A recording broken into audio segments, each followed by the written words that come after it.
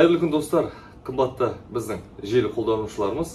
Бүгін эфирде лекториум жобасы газет халықтың көзі, құлағы һәм тілі деп қазақтың бір туары Ахмет Байтұрсынұлы айтқандай. Бүгінгі кездесуіміздің қадірменді қонағы Түпқараған аудандық Ақкетік Арайы газетінің редакторының міндетін атқарушы Жолдасова Жадыра Едігеқызы. Жадыра Едігеқызы, лекториум жобасына уақытыңызды тауып келгеніңізге мың алғыс. Жоба арқылы жастар өзіңізді жаңа қырыңыздан танитын болады. Біздің сұхбат алаңымызға қош келіңіз. Біздің тарапымыздан қойылатын сұрақтарға жауап беруге дайынсыз ба? Ендеше Жадыра Едігеқызы, әңгімені әу бастан өзіңізден бастасақ. Өзіңіз туралы айтып берсеңіз. Армысыздар, құрметті лекториум жобасының көрермендері. Өзім туралы айтар болсам, мен 1988 жылы 26 мамырда Қарақалпақстан Республикасы Жасылық деген станцияда дүниеге келдім. Отбасымда теміржолшылардың отбасында, әкем де, анам да теміржолшы. Содан мен 10 жасқа келген кезде осы Маңғыстау облысы Маңғышлақ станциясына атам екенімізге қоныс аударып көшіп келдік. Осы жақта Маңғышлақ станциясында 26 орта мектепте білім алдым. Сосын оқуымды бітіргеннен кейін Алматыға арман арқалап барып, журналистика мамандығы бойынша білім алып келдім. Жалпы осы саламен қай уақыттан бері айналысып келесіз? Осы саламен енді 2005-те оқуға түстік. 2009 жылы 2007 жылдан бастап мен жұмыс жасап бастадым Алматыда. Журналист болып, редактор болып. Студияда 31-ші арнада бағдарламаға редактор болдым. Өзіңіздің редакцияңыз жайлы айтып өтсеңіз, бұл газет қалай және қашан пайда болды? Біздің редакциямызға, газетімізге 90 жыл болды өткен жылы. 1931 жылдың 5 тамызында жарық көрген ең алғашқы осы Маңғыстау облысындағы Қара шаңырақ ең бірінші басылым біздің Түпқараған ауданында ашылған. 1931 жылы 5 тамызда төте жазылып шыққан, оның несі архиві біз Маңғыстау облыстық архивте сақталған. Одан кейін 34 жылдары колхоз жолы атауы өзгеріп, ол жаңағы кириллица болмай тұрып, төте жазумен қазір латинға өтіп жатырмыз, сол латин тілінде жазылып бастаған колхоз жолында.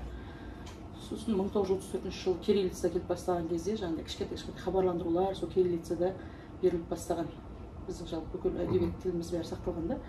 Сосын 34-тен кейін 57 жылдан бастап бұл Ленин туы болып өзгеріп біздің газеттің аты колхоз жолына. 57-ден 62-ге дейін, 63-ге дейін жалпы тапсырамыз семейгенше Ленин туы болып газет шығып тұрады да, 63-тен кейін біздің аудан орталығы Маңғыстау ауданына қосылған. Сол кезде газет біздің редакция жауып қалады. Негізі осы жерде мына қазір Қазақстан деген жазу бар жер бар. Сол жерде бұрын редакция үйі болған, сол жерде баспахана болған, Маңғыстауда бірінші баспахана. Сол жерде типографияда шығып, өзі басып, кәдімгідей редакция үйі болып, 7-8 маман ол жерде жұмыс жасаған. Қазір сол кісілерден қазір көзі тірі бір ғана адам бар, ол Жаңаөзенде тұрады. Атамыз Жаңбырхан Смағұлов деген. Өткенде біз 90 жылдық барысында ардагерлерімізді іздеп, өзіміз сұхбат дайындап, солай дайындаған болатынбыз. Одан кейін енді ардагерлеріміз көріп жүрген жаңағы ең бірінші біздің сол газет жауып қалды ғой 1962 жылы, 63 жылдары. Содан кейін тәуелсіздік алғаннан кейін, Түпқараған ауданы құрылғаннан кейін бірінші Түпқараған жаңалықтары деген атпен жаңа не шығады? Частный газет шығады. Есберген Іңірбайұлы ағайымыз шығарады. Содан кейін аудан өзінде баспасөз болу керек деп 2002 жылдан бастап Ақкетік Арайы газетін сол ағай Есберген ағайдың редакторлығымен ашылады 16 ақпанда. Енді арасында ұзақ уақыт бар, қалай сіздер 90 жылдықта алып отырсыздар деген бізге әңгіме де айтылды. Енді бәрібір ол бізде қазір мысалы ауданның баспасөзі болып, ауданның жаңалығын, ауданның жетістіктерін бөлісіп отырамыз ғой. Ол кездегі ашылған редакция ең бірінші Қара шаңырақта ашылған, біз соның ізбасары болуымыз керек. Мысалы, ол кезде де жаңағы Совет үкіметінің кезінде сол нелерді жалғастырып алып келді ғой, мысалы, редакторлар. Ол кезде жоққа шығара алмаймыз, біз соның өзіміз заңды түрде жаңағыдай жалғасы сияқты болып сезінеміз. Ал неге Ақкетік Арайы?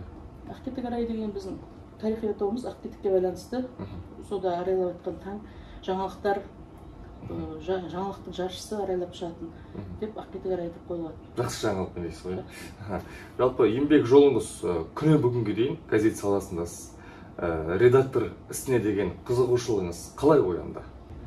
Газет саласында болғанда мен жалпы халықаралық журналистикада оқыдым өзім. Сосын мен жаңағы жұмыс жасап, студент кезімде жұмысқа араласып қалдым, телевидение саласында жұмыс жасадым. Алғашқы практикамда Маңғыстау телеарнасында телевидение саласында жұмыс жасадым да, сосын мен өзім жаңағы 2007-9-да бітірдім негізі университетте, бірақ 2 жыл тележурналистикада жұмыс жасап жүрдім. Мен газетке барғанда ойлаған жоқпын ешқашан. Мына жаққа практика жіберген кезде де Маңғыстауға барып тұрып, бармай кетіп қалып жүрдім да, бірақ қазір өкінемін. Негізі ол үлкен мектеп, негізі газетте практикадан өту керек екен. Қазір бір ұжымымыз ғой Маңғыстау медиада. Солай енді саты-сатымен өтіп, 2011 жылдан бастап осы Ақкетік районында, осы жаққа 2010 жылы келін болып түстім. Содан кейін осы редакцияға жұмысқа келдім ауылға.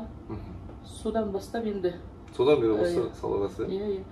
Елеусина Милана, Мұхаммедолла Кемер ағай болды, Айсағали аға болып, солардың көріп мектептерінен өтіп келе жатырып, қазіргі таңда енді ұсыныс түскеннен кейін жауапты қызмет атқаруға күнделікті жасап жүрген жұмыс болғаннан кейін бәріміздің үйреніп көріп келатқан.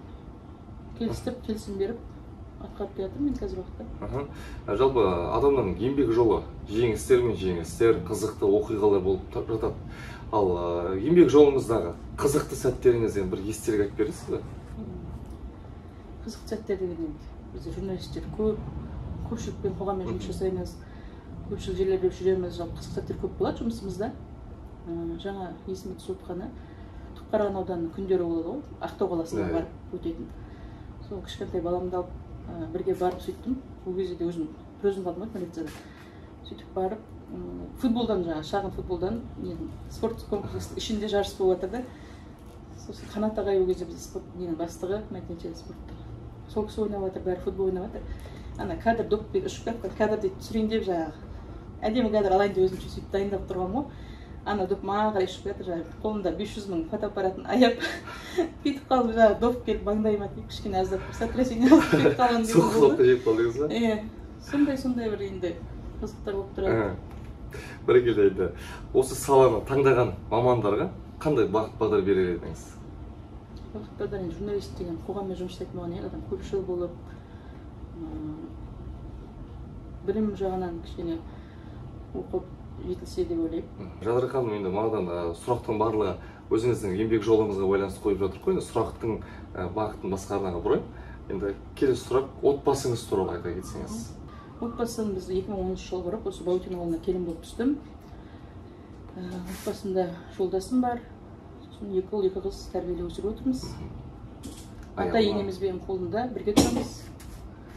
Ата енемен тұрған қалай екен? Жақсы, өте. Жұмысының арқайын жасап жүре бересің, балаларым бағулы, енемнің ол жағынан көп көмектеп. Әрине. Рахмет айтамын, осы мүмкіндікті пайдаланып. Жалпыда осы өмірде достарыңыз көп пе? Достарым жалпы адамдармен ара-қатынасым былай жақсы, бірақ жақын деген достарыммен ондай көп болмайды ғой, жақын достар. Санаулы достарым бар. Адал достарыңыз? Адал достарым, санаулы. Осы салада көптеген жылдар еңбек етіп, абыройлы қызметті келесіз, өз ойыңызша сіз осы саланы толық меңгерген мамансыз ба? Әлде ізденіс үстінде жүрсіз бе? Ізденіс үстінде жүрміз ғой енді әлі. 12 жылдан енді спортпен жұмыста жүргеніме алдыңғы толқын ағаларымыздан, апаларымыздан үйренеріміз көп. Ізденіс үстіндеміз. Айтады ғой, білетін 9, ал білмейтін 99 деп. Үйреніс үстіндеміз. Бірақ әлі ізденіс үстіндесіз. Жадыра ханым, енді қазір сізге қоятын сұрақтарға қысқа нұсқа жауап берсеңіз. Сіз үшін өмірдің мәні неде? Өмірдің мәні отбасымда, балаларымда деп ойлаймын. Ал өмірлік ұстанымыңыз? Өмірлік ұстанымымыз, Абай атамыз айтқандай, сенде бір кірпіш дүниеге кетігін таптап арғалан деп, өмірде бір өзіміздің орнымызды тауып, халыққа пайдамыз тисек. Адам бойындағы қандай қасиеттер болу керек? Адам бойында енді адамгершілік қасиеттер басым болу керек. Болашаққа деген сеніміңіз? Болашаққа сенімім жақсы. Ал болашақ жастарға айтар тілегіңіз? Болашақ жастарға болашағымыз жарқын болсын, еліміз аман, жұртымыз тыныш болсын, тек үлкен-үлкен жетістіктерге жетіп, халқымыздың абыройын асқақтатар жастарымыз көп болсын деп тілеймін. Жадыра ханым, шынайы әрі нақты жауаптарыңыз үшін үлкен рахмет. Істеріңізге береке тілейміз. Ақкетік арай газетінің тарихы тереңдей берсін. Жұмыстарыңызды қашанда сәттілік тілейміз. Және де сізге деген осындай біздің ұжымның атынан керемет бір сыйлығымыз бар. Қабылдаңыз. Көп рахмет, сіздің ұжымыңызға да шығармашылық табыс тілеймін. Жұмыста тек табысты болып жүре беріңіздер. Рахмет. Қымбат достар, қымбатты желі қолданушылары, осымен лекториум жобасы өз мәресіне жетті. Келесі кездескенше қош сау болыңыздар достар.